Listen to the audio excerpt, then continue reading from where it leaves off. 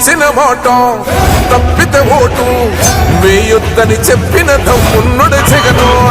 చెప్పిన మాట చెప్పినట్టుగా చేసిన మా రాజన్న కొడుకుర జగను.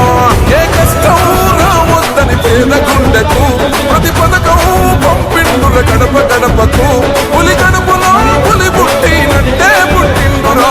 జెండలు జత కట్టడమే మీ ఎజెండా, జనగుండల గుడి కట్టడమే జగను ఎజెండా. బలిరా బలి బలిరా బలిరా, పులి వెందులలో పుట్టిందా పులిరా. కుర్చీల కూర్చోవడమే మీ ఎజెండా, కుర్చీ జనమే ఇవ్వాలన్నది జగను ఎజెండా. బలిరా బలి బలిరా బలిరా, పేద బతుకుల మార్చినది ఆ పులిరా. భయమెరుగని ఆ పేరుకు హడలు, అసలంచబోడు ఎవడికి మెడను. ఆయనెదురుగా కొడుతున్నది తొడలు, వేసుకుంటరురా తప్పక చెడలు. పేదోడి కంచౌల 4 మెతుకుల కోసం ప్రజా సంకల్ప యాత్ర చేసి గెలిసర యుద్ధం. సీమ పౌరుషం పక్కన పెట్టిండుర పేదల కోసం. జెండలు జత కట్టడమే మీ ఎజెండా, జనగుండల గుడి కట్టడమే జగను ఎజెండా. బలిరా బలి బలిరా బలిరా, పులివెందులలో పుట్టిందా పులిరా. కుర్చీల కూర్చోవడమే మీ ఎజెండా, కుర్చీ జనమే ఇవ్వాలన్నది జగను ఎజెండా. బలిరా బలి బలిరా బలిరా, పేద బతుకుల మార్చినది ఆ పులిరా. ఎల్లవేళలా మీతో ఉండేటటువంటి మీ యొక్క శాసనసభ్యులు, మీ యొక్క పార్లమెంట్, నేను ఇక్కడే ఉంటాను. ఇంకొక విషయం కూడా చెప్పాలి. ప్రభాకర్ రెడ్డి గారు చెప్తా ఉన్నారు, నేను ఎప్పుడూ ఢిల్లీలో ఉంటాను, ఢిల్లీలో నుంచి ఊడిపడ్డాడు ఇక్కడ అని. నేను ఢిల్లీ నుంచి ఊడిపడలేదు. ఎప్పుడు కూడా మన గౌరవ ముఖ్యమంత్రి వర్యులు శ్రీ జగన్మోహన్ రెడ్డి గారి తాతగారు రాజారెడ్డి గారి దగ్గర నుంచి వాళ్ళతోనే ఉన్నా. ఆ తర్వాత రాజశేఖర రెడ్డి గారి దగ్గర ఉన్నా, ఇప్పుడు జగన్మోహన్ రెడ్డి గారి దగ్గర ఉన్నా. నేను ఢిల్లీ నుంచి ఊడిపడలా. ఢిల్లీకి వెళ్ళమంటే పార్లమెంటులో మన ప్రతినిధిగా, వైఎస్ఆర్ కాంగ్రెస్ పార్టీ ప్రతినిధిగా మీ సమస్యలను కేంద్రం దృష్టికి తీసుకురమ్మంటే పార్లమెంటుకు వెళ్లాల్సి వచ్చిందే, కానీ నేను ఢిల్లీ నుంచి ఊడిపడలేదు అన్నటువంటి విషయాన్ని. వ్యాపారస్తులను వ్యాపారం చేసుకోమనండి, అంతేకాని వ్యాపారస్తులు రాజకీయాల్లో ప్రవేశించి ప్రజాప్రతినిధులుగా మీకు సేవ చేస్తారు అంటే అది ఒక కళ మాత్రమేనని నేను మీకు సందర్భంగా మనవి చేసుకుంటా ఉన్నా.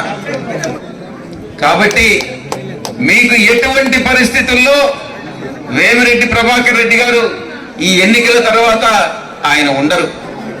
ఇంకా కూడా చెప్పాలనంటే తెలుగుదేశం పార్టీ, జనసేన, బీజేపీ ఏదైతే కలిసి పోటీ చేస్తున్నాయో, తెలుగుదేశం పార్టీ, జనసేన రెండు బీజేపీలో కలిసిపోతాయి ఎన్నికల తర్వాత అని మీ సందర్భంగా తెలియజేస్తా ఉన్నా.